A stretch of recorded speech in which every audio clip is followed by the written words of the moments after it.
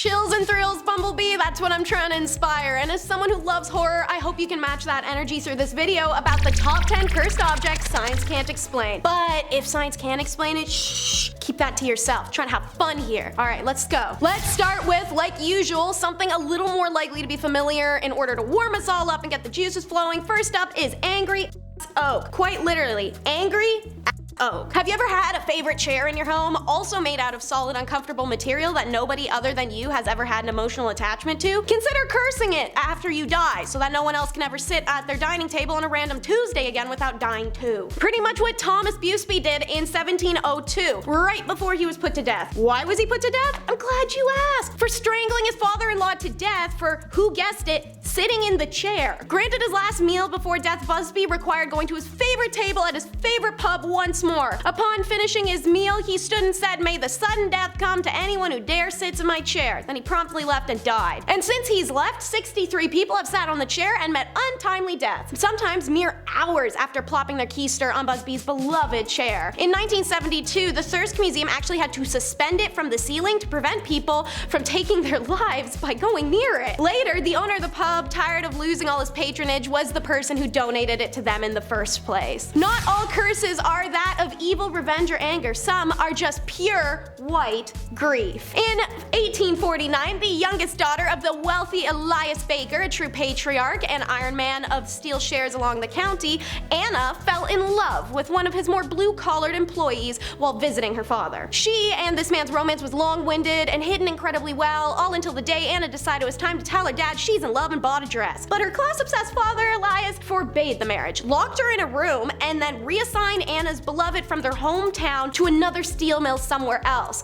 Confining her within the walls away from her one true love she had never known, Anna made the decision to never marry and love again. 1848, Elias Baker dies, so she goes and visits the man she loved. She'd been sending him letters and waited to see him for so long, only to find he's settled down with another. So she went back to her home prison, which, except now, is a prison of her choosing. Anna soon lost her mind and was declared insane by the town for her erratic behavior and unsocial behavior. Alone in the mansion, the maids often would find her dancing the halls or rooms, dressed in her white wedding gown, moving along to the rhythm that played on her music box. Even though she died in 1914, Anna's soul still dances and walks around in her wedding dress to this day. The dress of Anna Baker was in a glass case until a few years back, when it was put out of display in order to preserve it. Before this was done, the glass case of the dress would shake violently as if someone was trying to get in, and a lot of the times during full moons, the dress itself would sway as if it was dancing. This next item was quite literally hucked out a window, but when the person first found it, they had quite literally been digging it. For centuries, a common wedding gift given to brides of royalty and wealth were intricate, expensive vases, so it wasn't unusual when a woman in the 15th century received a vase as a wedding gift. Except, this vase was just silver and plain looking, no intricate carvings or embossed flowers like usual. Hell, it didn't even look expensive. But if you believe the legend, the vase contained a curse that would continue to take lives for the next 5 centuries. That bride was found dead, clutching the vase before her wedding. After her funeral, the Bassano vase was given to one of her family members, and within days, they're dead. Give it to another family member to hold on to. Days later, they're dead. So they hand that off to a priest who buries it, and it's lost forever. So, say you're digging around your backyard and discover a 15th century silver Italian vase, and inside is a note on parchment which reads, "Beware, this vase brings death." You'd immediately set it back down, heat dirt over it, go get a one-hitter and a beer, right? Well, whoever found the vase in 1988 was either a robot or had the spiritual level of -100, because he threw the note away and sold the vase to an auction house. The vase is then bought by a pharmacist who dies 3 months later. His family sells the vase to a doctor. A few months later, he's dead. An archaeologist buys it next. 3 months, kaput,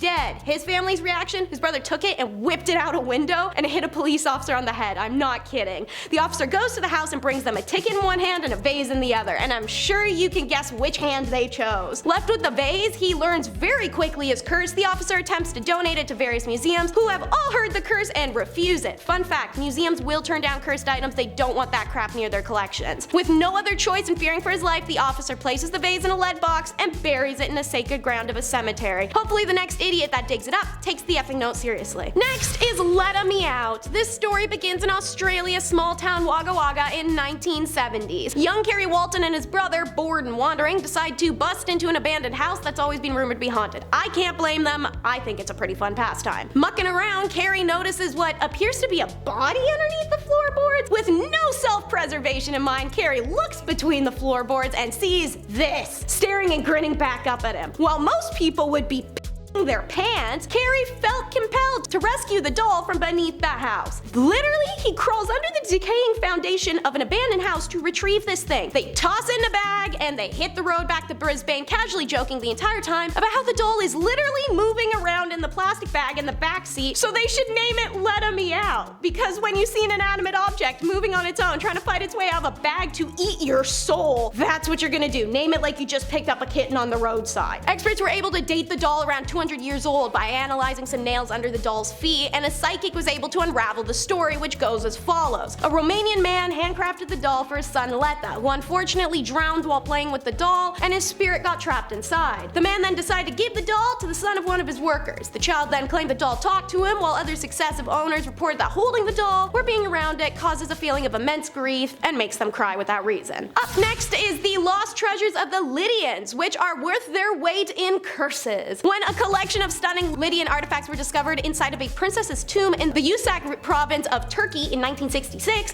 archaeologists were amazed with the 363 ancient artifacts dating back to the 7th century BC. Naturally, North America and England loves to steal other countries' jewels and art, and they wasted zero time having the Metropolitan Museum of Art tie together paperwork for a purchase that was actually theft. Even Turkish officials assert the transaction was illegal and fraudulent. Anyways, the impressive Karahan treasure, as it's now known, caused endless trouble since its discovery, and locals say the treasure is cursed to bring nothing but death and doom. What is the curse supposedly connected to the famous treasure about? It's all related to gold fever. Legends say people get sick from the treasure and apparently can't stop themselves from trying to get a piece of it, almost like Thorin from the famous The Hobbit books. During the 14-ish years of the battle between the Turkish government and New York Metro Museum, the Americans had to send back all the purchased artifacts. However, in May 2006, one of the artifacts is identified as a fake. Someone at the Metro had stolen a piece. Currently, no one knows how many of the artifacts from the original collection were replaced with forgeries by said thief. 43 years after its discovery, the director of the museum, Kazim Akariku, was arrested under suspicions that he had stolen some of the artifacts from the collection. 9 similar situations have been proven to date. And speaking of stealing history, here's how the everyday person is constantly shipping back pieces of Pompeii. Worldwide news in 2020, a package arrived to Italy containing some chunks of stone and a note that expressed the sincerest apologies for taking these items from the site of Pompeii, and the return was to end bad luck. While worldwide we went crazy for it, the Pompeii park staff quietly sort of shrugged and expressed that this literally happens all of the time. Pompeii has received approximately 200 returns over the last decade, many of which include letters telling the story of why and when the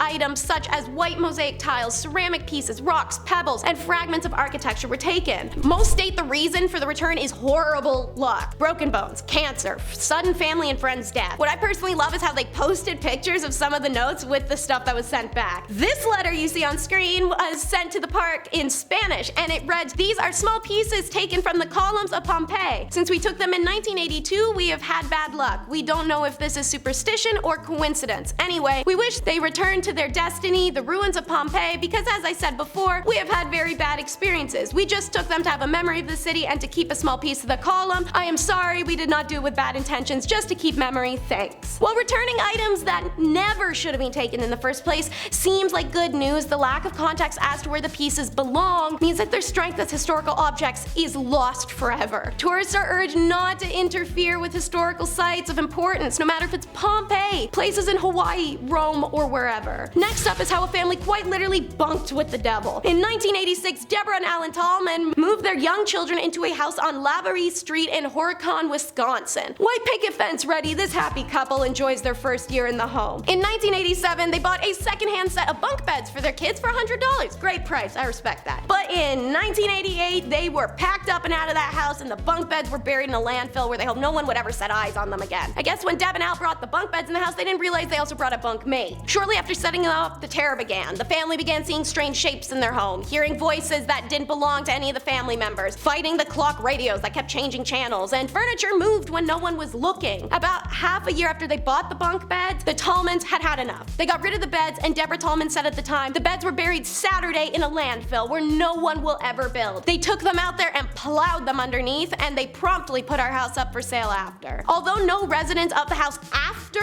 they moved ever reported any supernatural activity, the period in the late 80s where the Tallmans lived at the address stuck with them. To quote Deborah Tallman, "I think it's going to be a long time before things get back to normal. I still can't sit at home at night and not be afraid of the dark." Next next story may be recognizable. It's quite infamous after all, the living on doll. Japanese culture was and still is fraught with legends and supernatural boogeymen. And dolls, some of them, were powerful instruments of magic. You didn't mess with dolls, yet these people did. Meet Okiku, aka the haunted doll of Hokkaido, an old Japanese doll residing at a temple that, I don't even want to say allegedly at this point, actually grows human hair. The legend of Okiku starts with a 17-year-old boy who bought a doll for his little sister in 1918. The sister took endless care of the doll, brought it with her everywhere, but unfortunately one day she passes from fever. This is when the creepy kicks in because the family keeps the doll as a memento, adds it to a shrine, and the issue is they dedicate it a little too much to their former daughter. They name the doll after her. They begin to pray to it, and not long after they notice the doll's bob haircut isn't a bob anymore. It's growing, and they take it as a sign it's haunted by her spirit. Then in 1938, 20 years later, the girl's family decides to move from the city, and instead of taking their daughter with them, they agreed it would be best for her to remain on the island. So they entrust it to the monks at the Menenji temple, and they shared them the creepy secret. This doll has been residing at the temple since, growing her hair down past her knees. That is until a monk started to trim it, which yes, absolutely is a dangerous thing to do to a haunted doll, but he apparently only started doing it after he had a dream of the doll asking him to. Nobody's been able to explain why the doll keeps growing hair, or why apparently its mouth is now slightly open and growing teeth. I have to throw it in, y'all know it, y'all hate it, it's good old Robert. It was either him or Annabelle, and unlike that doll, this one I feel has more concrete evidence and a little less fame. So let's learn about this nightmare, which was given to Eugene Jean Robert Otto in the late 1900s by a servant who worked for his parents. The doll was handmade, one of a kind, and named Robert. Jean quickly became attached to his new friend. The first out of the ordinary happening was one night when Jean woke his mother up screaming for help and the sound of furniture being overturned in her son's bedroom. When she was finally able to break through the locked door, she saw poor Jean curled up in fear on his bed, the room in shambles, and Robert just sitting in the middle like, I didn't do nothing. Jean's parents would often hear their son upstairs talking to the doll and getting a response back in a different voice. They report seeing the doll speak and witnessed its expression changing. Giggles and sights of Robert running up the stairs or staring out the upstairs window were also reported, and Robert continued to live with Jean his whole life, even when Jean moved back into his childhood home and put Robert in the attic at the request of his wife Anne. And then that's where the doll stayed, wreaking havoc until Jean died. Then it's on to target number 2. Jean Otto died in 1974, and then a new owner moved into the house. Their 10-year-old daughter was delighted to find Robert in the attic for some reason, but her delight ended when she claimed Robert was alive and wanted to hurt her. Like normal people, the parents said hell nah and promptly threw Robert out on his.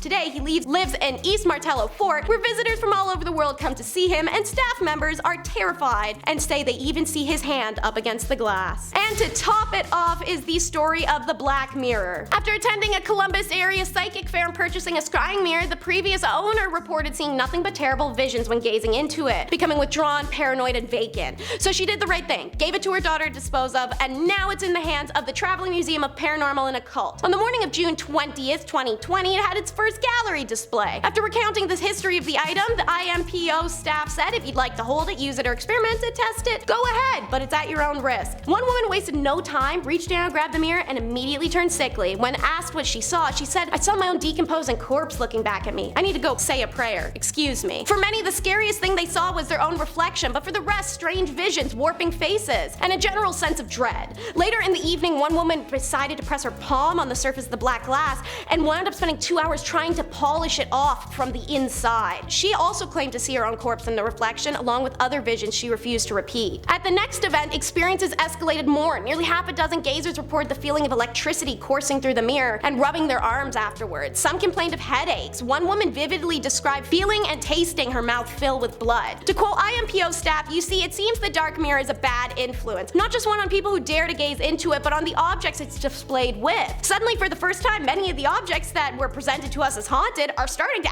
actually act that way. A haunted painting has finally tossed itself from a wall. A creepy doll named Ruby has mysteriously disappeared, and while neither of us have seen it, we're pretty sure we've heard the chart of Ouija planchette sliding around the glass display case. It's as if the dark mirror is acting as a kind of battery. After each event, the phenomena that the mirror exhibits get a little harder to ignore, leading me to believe that allowing the brave and the curious to gaze in the mirror and not mention doing so in some of the world's most haunted places, we're charging it. In turn, it seems like the juice gets used not only by the dark mirror, but other haunted objects as well. Alrighty, that's the end of today's video. Thank you so much for joining. Be sure to like, subscribe, and watch out for bumps in the night.